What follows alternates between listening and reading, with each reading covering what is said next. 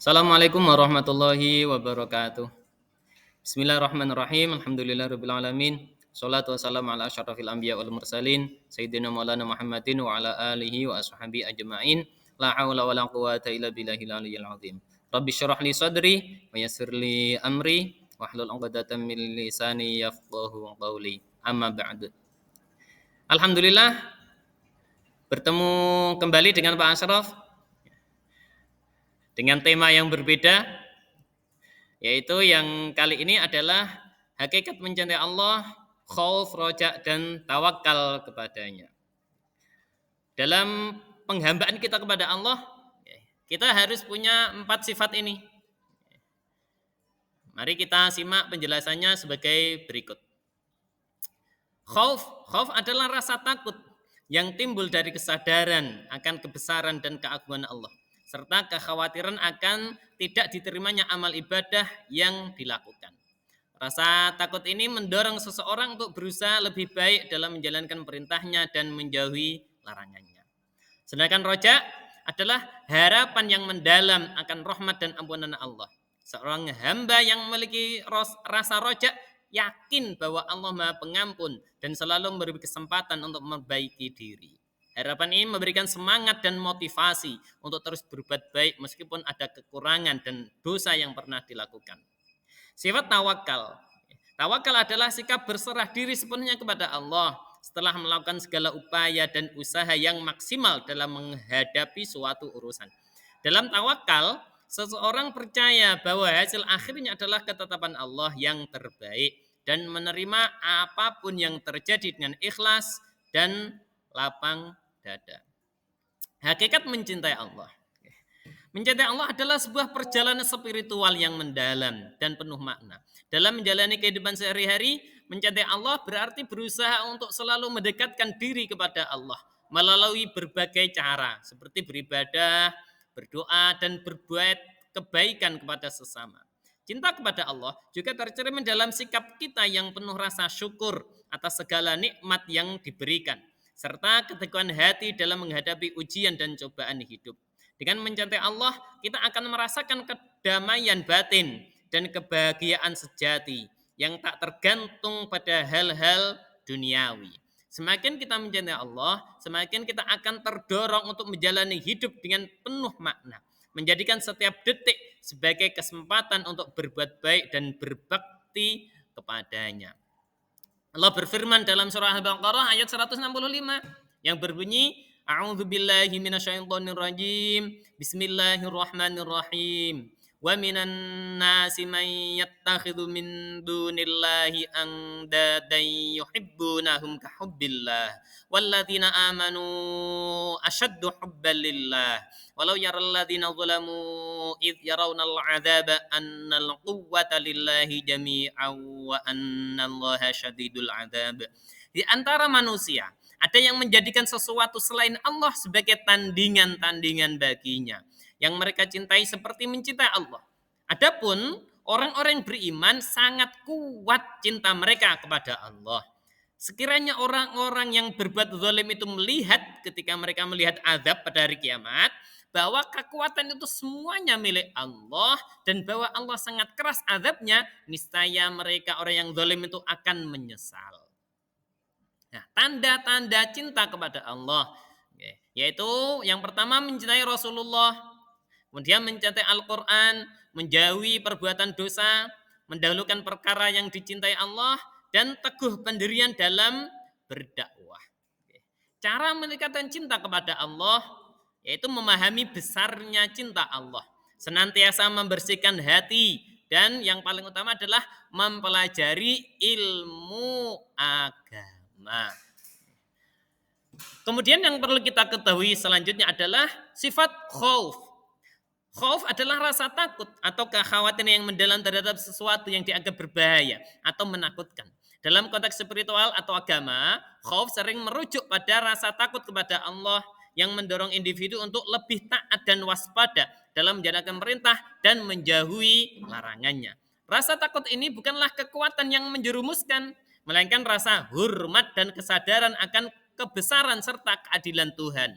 Dengan memiliki sifat khauf, seseorang diharapkan dapat mengendalikan diri dari perbuatan dosa dan lebih fokus pada hal-hal yang bermanfaat serta mendekatkan diri kepada Allah. Allah berfirman, "Qul in kanat lakumud darul akhiratu indallahi khalisatan min dunin nasi fatamannawul mauta in kuntum shodiqin." Katakanlah wahai Muhammad, jika negeri akhirat di sisi Allah khusus untukmu, bukan untuk orang lain, mintalah kematian jika kamu orang-orang yang benar. Tanda-tanda takut kepada Allah. Yang pertama pasti tampak dari ketaatannya kepada Allah. Yang kedua menjauhi makanan yang haram. Yang ketiga menjaga lisan. Yang keempat menghindari iri dan dengki. Yang kelima menjaga pandangan dari kemaksiatan.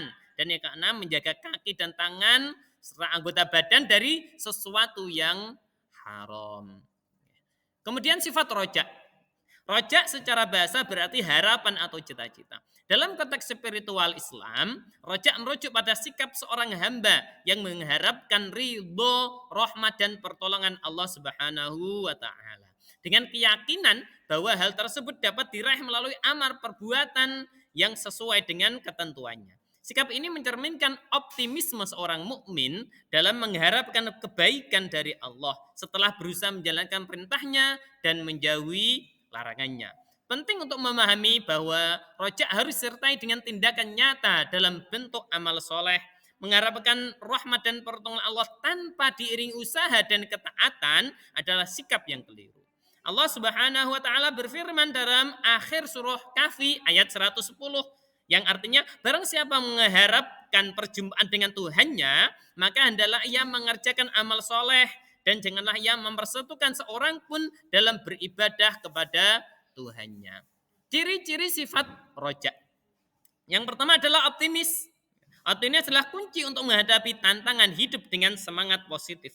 Dengan bersikap optimis, kita dapat melihat setiap kesulitan sebagai peluang untuk belajar dan berkembang. Sikap ini membantu kita menemukan solusi kreatif dan tidak mudah menyerah kita menghadapi rintangan. Optimisme juga dapat menular, memberikan inspirasi dan motivasi kepada orang-orang di sekitar kita. Dengan memelihara pikiran yang optimis, kita tidak hanya meningkatkan kualitas hidup kita sendiri, tetapi juga berkontribusi pada lingkungan yang lebih baik dan lebih harmonis. Kemudian dinamis. Kemampuan beradaptasi menjadi kunci untuk menghadapi tantangan tersebut. Dalam prosesnya, kita belajar untuk lebih fleksibel dan terbuka terhadap kemungkinan baru. Dinamika ini memungkinkan kita untuk tumbuh dan berkembang.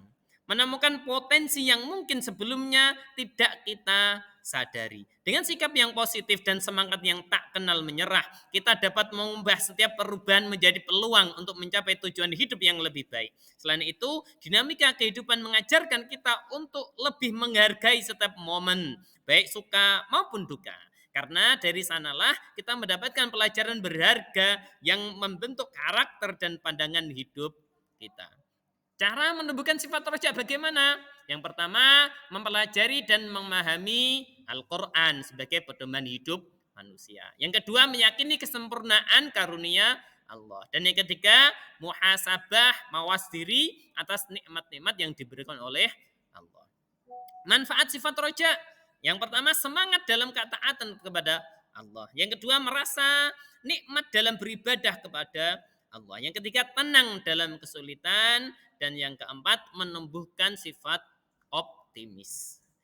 Kemudian sifat tawakal. Pengertian tawakal. Tawakal adalah sikap pasrah dan menyerahkan segala urusan kepada Allah setelah berusaha semaksimal mungkin. Tawakal bukan berarti menyerah tanpa usaha, melainkan melakukan usaha sebaik mungkin dan kemudian mempercayakan hasilnya kepada kehendak Allah. Dalam Islam, tawakal dianggap sebagai salah satu bentuk keimanan yang menunjukkan keyakinan penuh atas kekuasaan dan kebijaksanaan Allah dalam mengatur kehidupan. Dengan tawakal, seseorang dapat merasakan ketenangan batin karena menyadari bahwa segala sesuatu yang terjadi adalah bagian dari rencana yang terbaik menurut Allah. Fa idza azamta fatawakkal 'ala Allah. Dampak positif perilaku tawakal yaitu meningkatkan produktivitas, membuka peluang baru, meningkatkan kualitas hidup, bekerja, setelah berusaha semaksimal mungkin, pasrahkan hasil kerja kepada Allah, belajar dengan sungguh-sungguh, lalu serahkan hasil belajar kepada Allah, menjalin hubungan, berusaha menjaga hubungan baik dengan orang lain, lalu serahkan kelancaran hubungan kepada Allah. Intinya, tawakal adalah sikap yang sangat penting untuk dimiliki oleh setiap individu. Dengan tawakal, seorang hidup lebih tenang, bahagia, dan bermakna.